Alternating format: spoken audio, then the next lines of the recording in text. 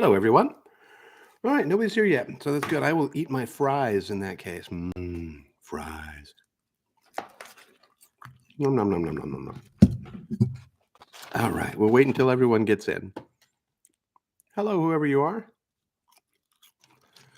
I'm going to have some latecomers. That's fine.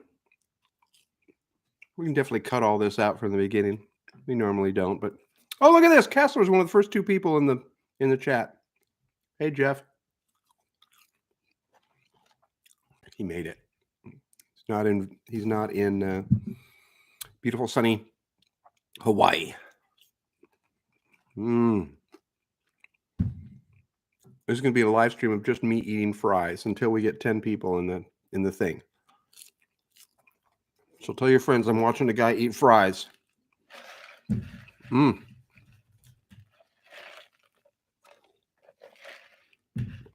Oh, that's good. All righty. Let's just start. Should we just start? That was 1 minute. Nobody's ever late in the Great U.S. Treasure Hunt. First of all, let's explain the lateness of the email. And once again, apologize for the lateness of the email. We absolutely had the settings correct to send at 10:45. And my computer is definitely on the right time. Somehow, GoDaddy doesn't go by the time on your computer. It goes by whatever time you set originally, what your time is. This is why we always send times out. Hey, whatever time it is, your time, you figure out what time it is. Well, apparently, GoDaddy doesn't link into your computer. So it sent 2 emails, one that we had to send manually. And the second one, when time caught up to the time that GoDaddy thinks it is, you got a second email. At least most of you, I think, got a second email. So we sent 4,400 emails, I think, twice. Once at the actual 10:45 that GoDaddy thought it was, and then at the real 10:45 that we wanted to send it at, didn't happen. So it was 11:08, I think it was. So we'll have this all figured out. By the end of the hunt of all 6 cities, we'll have it figured out and we'll get it right at least 2 times out of 6. So far, we're 1 for 3. That gets you in the Hall of Fame. That's a 333 batting average. You're in the Hall. Not so great when you're running a treasure hunt, but we'll work it out. Next week, we're going to be over 5,000 registered, and we'll be using a completely different system because right now we're stuck on GoDaddy. Next week, we'll probably be using MailChimp, perhaps, and they go over 5,000 subscribers. So that's the number we're going to hit, and hopefully MailChimp knows how to schedule things according to the time it's on your computer, not that you have to go in and manually reset the time every time. We had a winner at Stonehill Park in Pflugerville. Stonehill Park in Pflugerville. It was the uncovered picnic bench, just like not even a puzzle, really. It basically said, where is it exactly? It told you. The very first thing, it's the uncovered picnic bench. That's where it was, right underneath the lip of the table, I should say, picnic table. In fact, is that what the clue says? Yeah, it's under the uncovered picnic table overhang. It's a kind of picnic table that for someone with a wheelchair, it's got an extra overhang, and it was right under that overhang. If you got to the park, you would discover there is no seesaw, there is no yellow dragon slide, there is no bench with inlaid Aztec mosaic, as the clue says. It basically, the only thing you could search there would have been the uncovered picnic table overhang. And congratulations to our winner. That is Jeremy Dobbins. Jeremy Dobbins, who barely beat out. Let me take a look. It's Cliff and Rebecca Altman. They pulled into the parking lot at the same time. Now, they didn't realize that they were both treasure hunters, but as it turns out, they were both treasure hunters. We learned when you are hunting for treasure and you pull into a place at the same time as another random car, run. If you run and they don't run, you might get there first. And in this case, Jeremy ran. So he's number one, and the other two are number two. Now, this breaks a streak. Jeremy is a member of a team called the Incredibles, which includes Sean Cronin. And if you've followed the Great U.S. Treasure Hunt for the last couple of weeks, you'll know that Sean Cronin, with his colorful shirt, his comic booky sort of shirt, was in Las Vegas for the first hunt, drove from LA, wanted to be in Vegas, finished third just by minutes. Sean Cronin representing the Incredibles. In LA, he had the bad fortune to start 40 miles away from the park, still finished second. So he finished second or third. He finished second. And this time the streak is broken. His team finishes number one. Sean Cronin, Jeremy Dobbins this time was the tip of the spear for the Incredibles, and they come out with their victory. They're number one. They're number one. Didn't see Tony Nicer. Missed him. Maybe he got rerouted. I'm not sure, but we'll have to reach out to Tony later, and no one from the Z team. But now we have three powerhouse teams battling, and let's see what happens in Washington, D.C. next week. It's going to be the Nicers, the Z team, and the Incredibles. However, we had over 700 new entrants for Austin, and everyone knows that you can partner up with someone in another part of the country. We now are approaching 5,000 different people registered. It's going to get harder and harder to win this thing as we go on. Next week, of course, is Washington. Third place. Let's look at third place. Third place was Stephen and Haley Jorgensen. Oh, second. Let's go with second place. I think I mentioned them, but Cliff and Rebecca Altman didn't run. They sauntered in, and when you saunter, you finish in second. Second is sauntering. Cliff and Rebecca did not know about this hunt 2 days ago. They saw the story on KXAN, registered, and they came this close. If only they knew how to run, they possibly could have won. Or if one of them could have just held Jeremy down while the other one goes and gets the coin, but it didn't happen. Third place was Stephen and Haley Jorgensen. They found out about the hunt on the Mysterious Writings forum. So we have a Mysterious Writings ringing in at third place. We had a huge crew of people, the Semigs, led by Pete and Amber, and it is Michael's 16th birthday. They rolled in fourth place. And they also are KXAN viewers. So if you saw the story on KXAN, they're right in there with you. Now, this is the best story of the hunt, possibly of the entire hunt so far. I think it's better than the Tony Nicer driving across the country. I mean, it's possible that it's better than that. I don't know. I'm gonna tell you the story right now. It's a leasing agent. Her name is Jamie. She works at the apartment community right next door to the park. She gets a phone call. Hi, this is Jamie. I'm a leasing agent. Jamie, you don't know me. I'm in a treasure hunt. In the park right next door, there's a coin under a bench. If you go and get that coin, I've just wrecked my voice even more than it was wrecked. I can't continue to do the voice. So she gets a call from a mystery guy. She writes down my name. She writes down his phone number. She didn't even know what the guy's name was. He says, go out and walk across the way and you'll find a coin.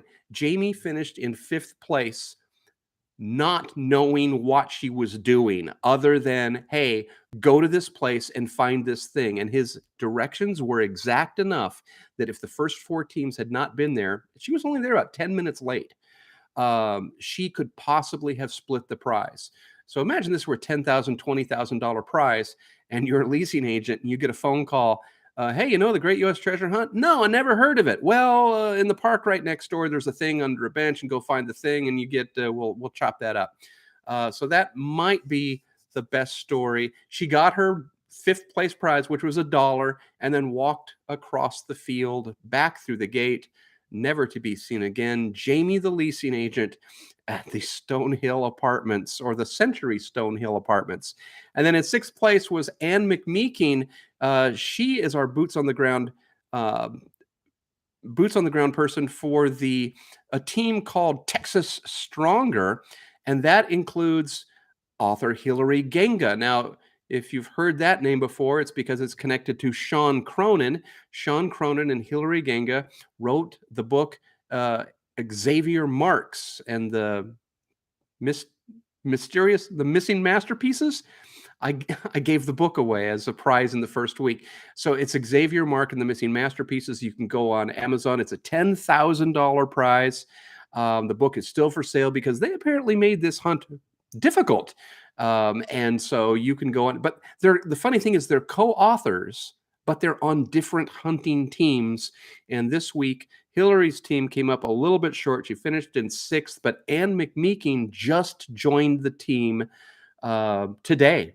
So they said, hey, we need boots on the ground. She went out there, finished sixth. Great result for her. And then, everyone now it's on to Washington, D.C. We had 14 teams show up within the first 90 minutes. And of those 14 teams, 10 of them were KXAN teams. 9 or 10 of them had either seen the story on the air, Twitter, KXAN's Facebook, or it showed up on their phone. So just a spectacular result there from just a little blurb on the local news. So amazing. All right, let's break down. Let's break down what? First, let's see if there's any questions in the chat. Let's take a look. Bradley Hodges says, who was the mystery person who called the employee? It is literally crazy that some guy, think about it from his point of view, he got all the clues, he solved it exactly, realized I don't have a partner that's that close.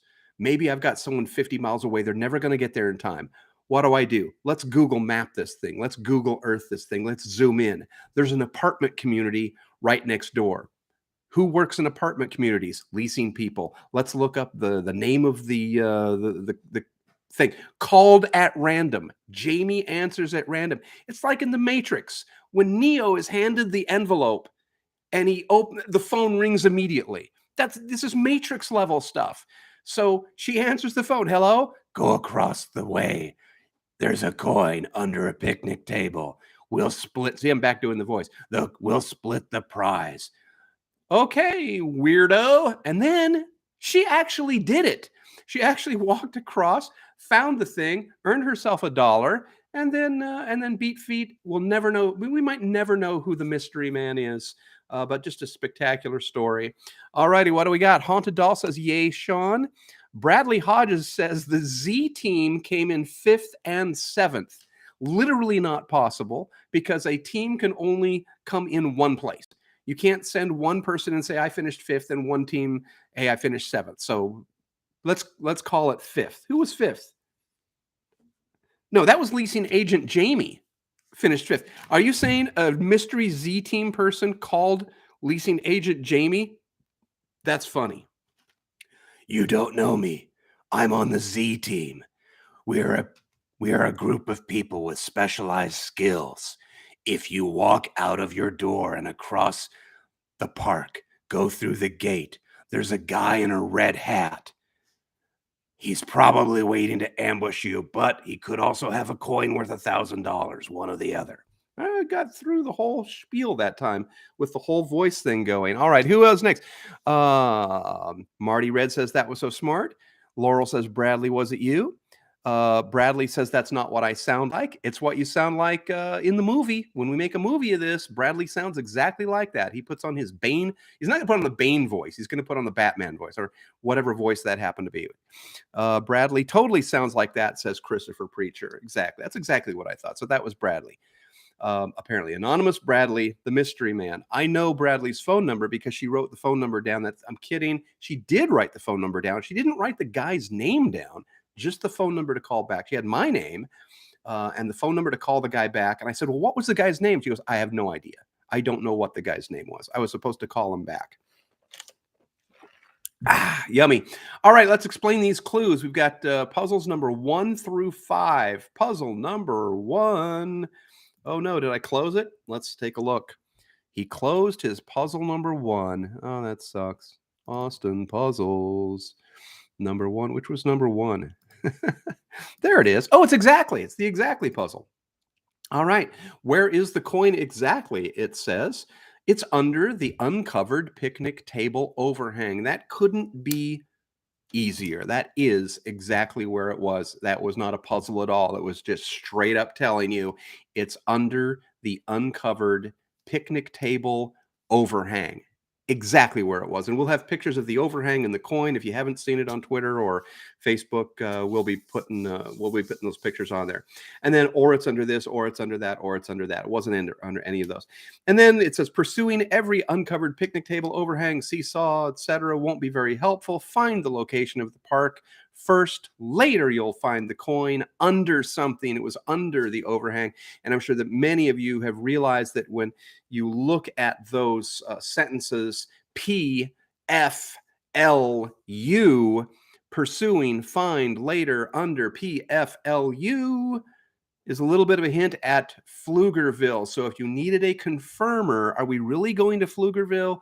PFLU would tell you, indeed, you are going to Pflugerville. Now let's go to Austin puzzle number 2. It's the pictures, the boundaries, north, south, east, and west. And we had someone there that had drawn boundaries on a map and gave me a triangle with all the things that we found from the Twitter from yesterday. So I'll put that up probably in a video later on. Boundaries, north, south, east, and west. First one was a Veterans Memorial Park, and that's up in Liberty Hill. That gives you the northern boundary. The next one gives you the southern boundary. That was in Buda, a park in Buda. I believe on Twitter, I said, use your Zen to figure it out. Buda, Zen, Buda, close enough. And then the eastern location, no matter how blazing hot it is today, and it showed literally Avalon Park, which is an HOA park, can't be hidden there. And then finally, that sunset deck picture was the western boundary. That is the sunset deck. I want to say that's in Marble Falls. So you knew that the coin had to be within those boundaries. Are there any other hints in that puzzle? Well, for you anagram fans, if you take the first and last letters of each paragraph, the first one is O and H, the next one is S and E, N and L, T and L were short the I, but you could spell STONEHLL, Stonehill. Which was the park that it was in. And also there's an odd picture out there. You'll see there are 4 directions, north, south, east, and west, and yet there are 5 pictures. The 5th picture, which doesn't seem to fit, is a stone hill. It is a little hill made of stone. So quite literally in this picture, many ways to find Stone Hill, either through the anagram, through the picture, less so with the boundaries. Okay. Puzzle number 3. It's a word search, everyone. We love word searches. And when you cancel everything out and use the leftover letters, it spells out Lone Star State with an exclamation point. Not much of a help. We all knew it was going to be in the Lone Star State. So if you wasted your time on the word search, sorry about that. But if you came up with the answer Lone Star State, you were correct. It was, in fact, Lone Star State. And yes, the exclamation point was on purpose. It was not an I or an L that was mistyped or anything like that. Let's go to the 5th puzzle. Puzzle number 5. Sudoku. That was just a Sudoku that you could play with. There was absolutely no help whatsoever. You may have noticed some of the dates in there. 1845 is the date that Texas became a state. 1836 is the date that Texas became a republic. It is the 28th state, so the number 28 was repeated there a bunch of times, but didn't really tell you anything you couldn't know from looking it up on Wikipedia. It was just a Sudoku puzzle. All right, and the last one, the one that was the most important puzzle, was Emma and Jonah, an unlikely couple. We tell the story of Emma and Jonah, the actors. We notice that curiously do not use their last names, even though the little story there does mention a last name. The showrunner for Maniac, his name is Patrick Somerville. Why didn't we just call him Patrick? Well, because we wanted to call your attention to the fact that we didn't use Emma Stone and Jonah Hill's last names, Stone Hill, and that's the park. Emma and Jonah, an unlikely couple. That's all you had to get out of it was Stone and Hill. One person was late to the park. She had mistakenly was trying to come up with Watson Hill because she didn't realize that Emma Stone was Emma Stone.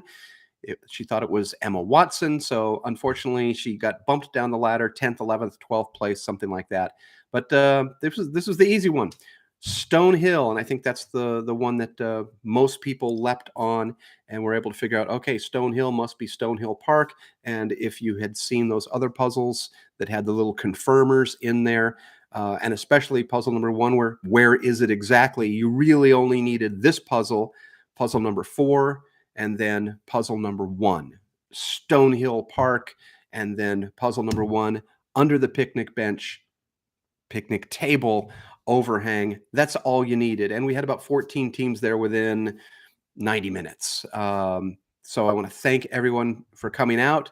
Thank KXAN for running that little blurb to get us an extra 700-800 people registered. And what are the stats, Dave? You stats nerds are saying. Well, the stats are we sent out 4,471 emails. They were opened by 1,376 players. So you literally beat the odds of over 1,000 to 1 if you won this, and really 100 to 1 to even be in the park, because we had about 14 groups come to the park, 1,376 viewed. So if you made it to the park within that 90-minute period, great job. 100 to 1 odds. And we had 184 people bounced for some reason, and 2 were rejected because it's marked as spam. So if you said, hey, I didn't get an email, either you put the wrong email address in or your spam filters are too tight and this message came in and then bounced right back. So you've got to release your spam, unspam everything, and let all of our messages through. All righty. So congratulations again to Jeremy. KXAN may be doing a follow-up interview with Jeremy, and we will obviously let you know if that happens, because that'll be about 2,000 more people registered. Because even though we're not playing in Austin, you don't have to be in Austin to win. You can be a random guy calling an apartment leasing agent, and if that apartment leasing agent is in Washington, D.C., who knows? That person may end up winning the whole thing for you. All right, let's see what else is up here. Someone says, hi, mighty dude. Bradley totally sounds like that. That's what I thought. I'm Diana Lopez from the group. This is my son's premium channel. All right, there you go. Premium YouTube. Well done. Dark Alley Comics says, you know how much cryptography I worked on. Oh, pulling numbers out of that text. Yes, exactly. One of the guys who came to the park, and that was Dark Alley Comics.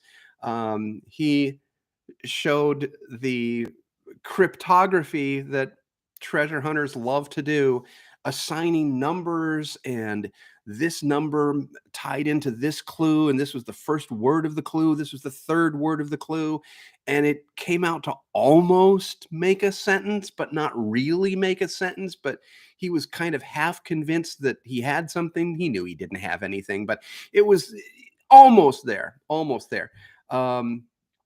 We want to get 14 people in the park within an hour and a half. We don't want the opposite to happen. We don't want nobody in the park and then us sitting out there like schmucks with dumb looks on our faces for an hour and a half saying maybe we made this thing too hard, and then Kessler wanders off and I'm stuck in a hot park forever, because Kessler's not sticking around.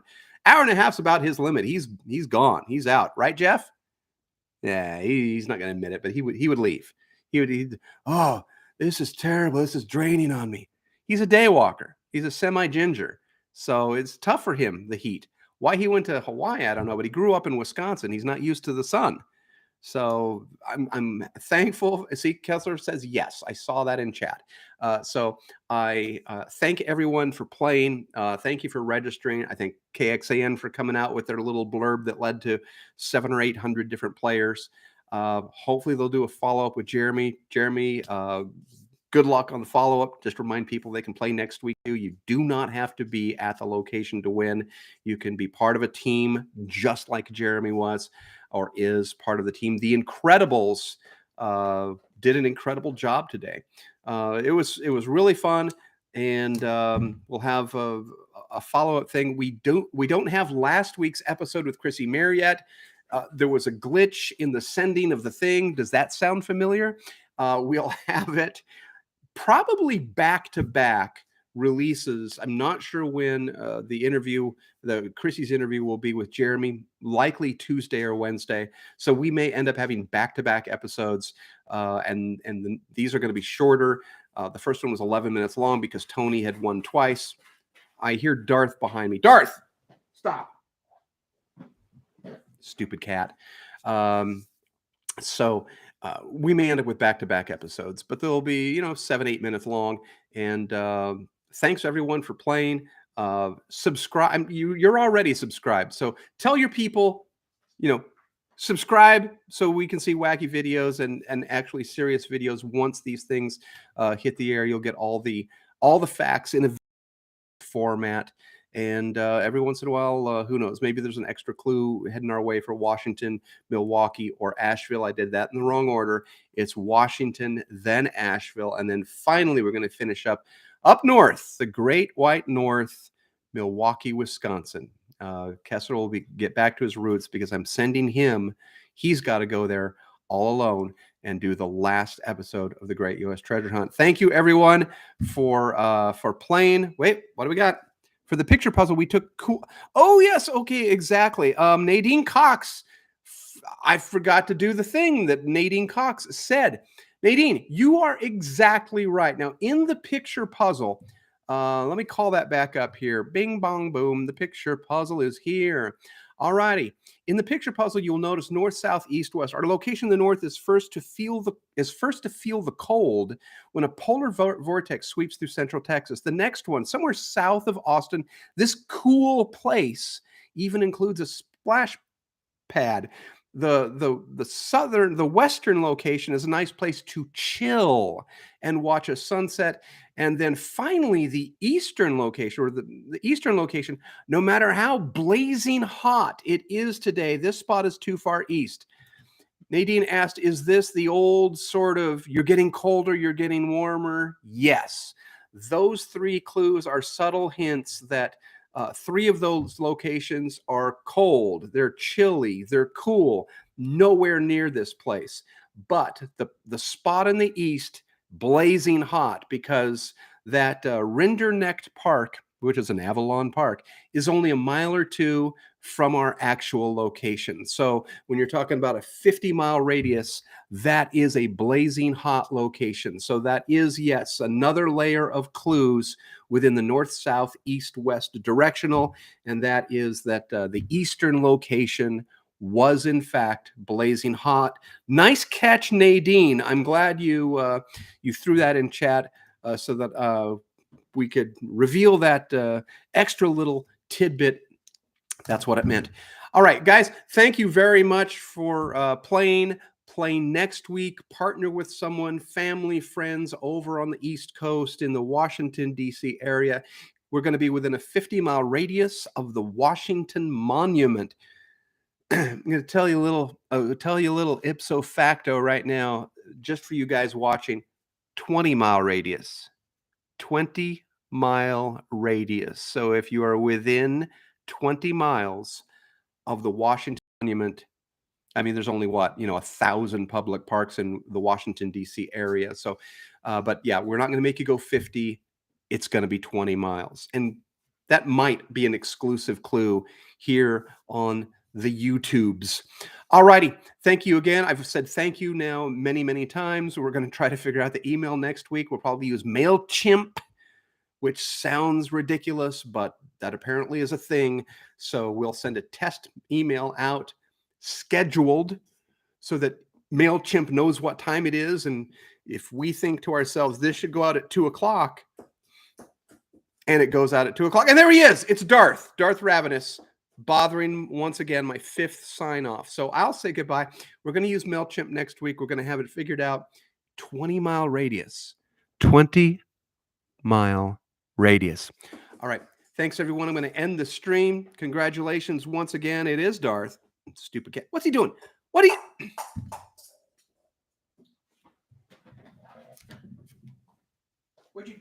Where is it? Okay. All right. Darth has gone into the box that has the cardinal ornament on it because he loves to play with ornaments and things like that. He knew it was in the box. Darth, fetch. He's off. He'll bring it back to me because it has the little ribbon on it. So he'll play around with it for a while, but then eventually he'll bring it back to me. I'm not going to wait. I'm not going to make you wait for my cat to bring me my thing. So see you next week in Washington. Stay tuned for those videos. They're coming soon. Thank you, everyone, for playing.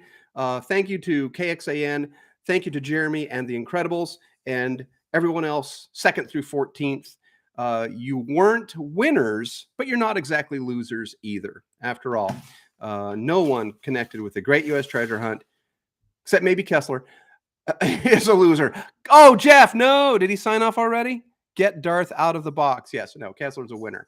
Everyone's a winner, except for the people that finished 2nd through 14th. All right, thanks, everyone. We'll see you next week in lovely, beautiful Washington, D.C., 20 miles, 20 miles, 20 miles.